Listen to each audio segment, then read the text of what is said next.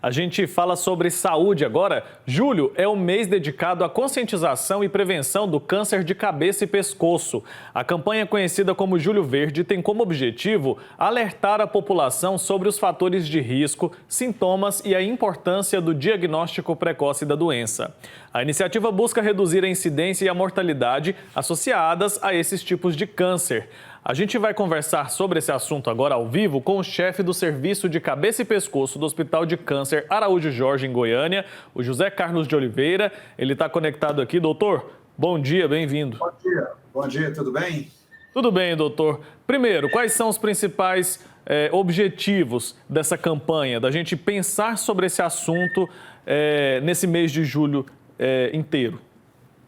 Esse mês de julho é um mês que é dedicado à conscientização do câncer de cabeça e pescoço. É um câncer agressivo que mata muitas pessoas.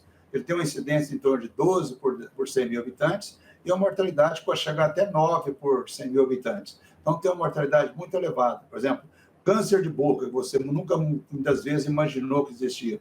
Câncer de boca, câncer de orofaringe, câncer de laringe. São pessoas que são lesões que poderiam ser dadas como lesões iniciais. E 70% a 80% das lesões hoje são lesões avançadas. São pacientes que chegam aqui no hospital para nós temos que fazer cirurgias mutilantes e esses pacientes, muitas vezes, não têm condições de voltar ao convívio familiar e à vida social. Então, a alerta nossa hoje é para dar o diagnóstico precoce, porque a chance de cura é mais de 90%. E isso salva vidas. Perfeito. E como que esse diagnóstico precoce acontece, doutor? De que forma a pessoa precisa se atentar a sinais? Ou isso deve acontecer durante exames de rotina? Porque a gente sabe que, em alguns casos, o câncer no estágio inicial, ele é assintomático. Como que a gente pode ficar atento a essa questão do câncer? Por exemplo, a boca.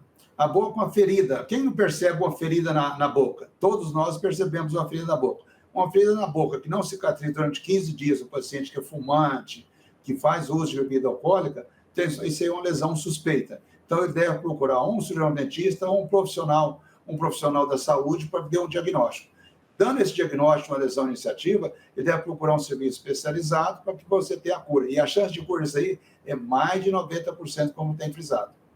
Certo. Quais são os grupos de risco ou os fatores de risco que a gente pode associar ao surgimento dos cânceres em cabeça e pescoço? Os principais fatores de risco seriam o tabagismo, o etilismo, principalmente a associação do tabagismo com o etilismo, e hoje está vindo outro fator de risco também fundamental também hoje, que seria o HPV.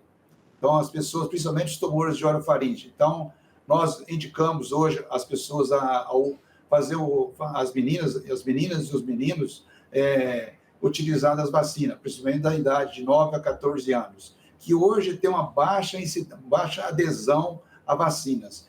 20 a 30% das pessoas hoje que são vacinadas. Então, esse número precisa de aumentar para que nós tenhamos uma condição mais de prevenir esse tipo de câncer.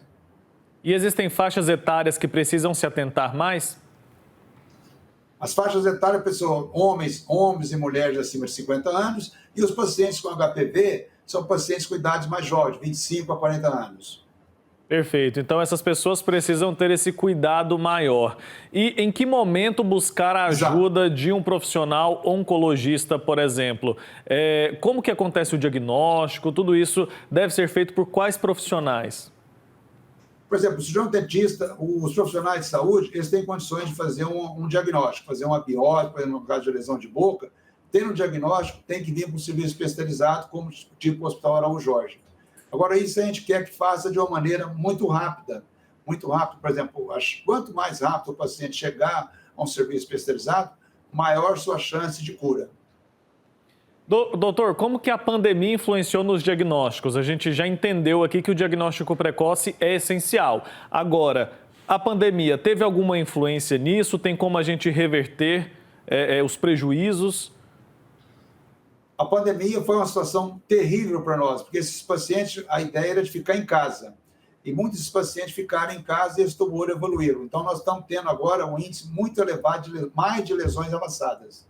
Então, influenciou mais, por exemplo, em relação à diminuição de sobrevida desses pacientes. Mais pacientes vão a óbito devido à pandemia. Infelizmente, né? E os tratamentos acabam acontecendo de maneira mais agressivas, né? Mais invasivas também, já que o câncer é diagnosticado no estágio mais avançado. Esses pacientes com lesões mais avançadas depende, por exemplo, um tratamento com a lesão inicial depende de um tratamento muitas vezes unimodal. E o paciente com lesão avançada depende muitas vezes de 3 tratamentos, com custo mais elevado, onerando mais o Estado, o sistema de saúde.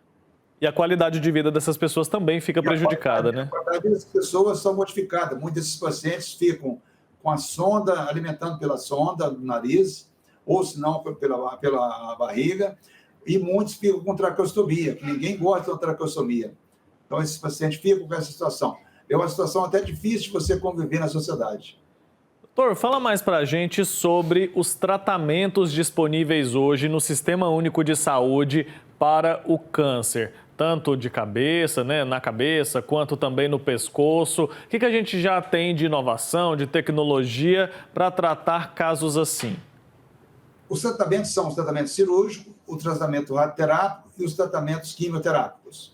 E teve várias inovações e o SUS é lento, mas está já renovando também para propiciar uma melhor qualidade de vida desses pacientes. Perfeito. Que é um tratamento, às vezes, caro, viu? Um custo elevado. Perfeito. De que forma a gente pode aproveitar essa campanha para promover mais conscientização? O senhor falou da importância da vacinação dos jovens, principalmente, contra o HPV. Muita gente, nos últimos anos, tem deixado a imunização de lado, tem muita informação incorreta com relação às vacinas. De que forma a gente pode aproveitar esse momento e essa conversa nossa aqui para conscientizar quem está em casa sobre a importância dessa prevenção? Queria que o senhor deixasse um recado especialmente para os pais, para os responsáveis que nesse momento estão nos acompanhando. Eu deixaria aqui para a população goiana que, por exemplo, as pessoas que exigem esse fator de risco, como tabagismo, o uso de álcool, que essas pessoas reduzem, por exemplo, o tabagismo não precisa, eu acho que pode abandonar o tabagismo. O uso de álcool faz o uso moderado do álcool. E as pessoas que têm filhos, filhas, que levam para fazer essa vacina, que utilizam a vacina de 9 a 14 anos, que essas pessoas são vacinadas. E as pessoas que tiveram o câncer de cabeça e pescoço, que foi ligado ao HPV, ele também é beneficiado também com a vacina também. A vacina tanto dele como do cônjuge. Então, essas pessoas são beneficiadas. E alerta também toda a população que tem esses fatores de risco, os profissionais de saúde também, que ficam alertados também, que o câncer de boca, o câncer de cabeça e pescoço, existe. É uma especialidade um pouco conhecida, então nós queremos alertar, porque é um número grande de pessoas que são vítimas hoje. Hoje, quase que mais de 40 mil pessoas têm esse tipo de tumor no Brasil, dos 704 mil casos. E se for comparar os tumores de pele, esse índice é muito maior ainda. Viu? Então, é um índice muito elevado de pessoas que podem perder a vida só evitando esses fatores de risco. A gente fala muito pouco sobre esse assunto, né? Acho que a gente tinha que reforçar mais a importância também da prevenção, os nossos hábitos, o nosso cotidiano mesmo, a gente adotar hábitos um pouco mais saudáveis, né? Tem também a relação da higiene bucal, tem a alimentação que o senhor já mencionou, tem também a prática de exercícios físicos, tudo isso precisa estar associado para que a gente combata esse tipo de enfermidade. Qual que é a relação desses cânceres, doutor, com os fatores genéticos? Ou não tem relação? É principalmente questões ambientais mesmo? Pode ter relação com os fatores genéticos, mas são índices baixos, muito baixos. A minoria. Então, esse tumor, o que ficou evidente para nós, é que esse tumor é um tumor evitável. Se você estiver evitando esses fatores de risco, você pode entrar no esquema de prevenção. Você não vai ter, por exemplo, a prática de esportes, a alimentação saudável, evitar os alimentos embutidos, uma vida social mais agradável, você tem uma propensão de estar evitando esse tipo de tumor. Então, essa é a alerta que o Júlio Verde faz para a população, para que evite esse tipo de tumor. É isso aí. Vamos nos cuidar, né, gente? Cuidar da nossa saúde desde sempre. Comece agora, independentemente da sua idade. É fundamental seguir ali, na medida do possível, a vida mais saudável, né? Porque a gente sabe que esse tipo de doença acaba prejudicando bastante e, em casos extremos, acaba levando também à morte. Doutor, obrigado pela sua participação, pelo alerta. Também que deve ser falada também, por exemplo, que a população está envelhecendo. Sim. Então, nós precisamos envelhecer com uma vida mais social, uma vida social mais com a sobrevivência, com uma qualidade de vida melhor, né? É isso aí, qualidade de vida, né? Isso é importantíssimo. Doutor, obrigado, viu? Até a próxima. Tchau, tchau. Estamos à disposição. Muito Tá obrigado feito o a você. alerta.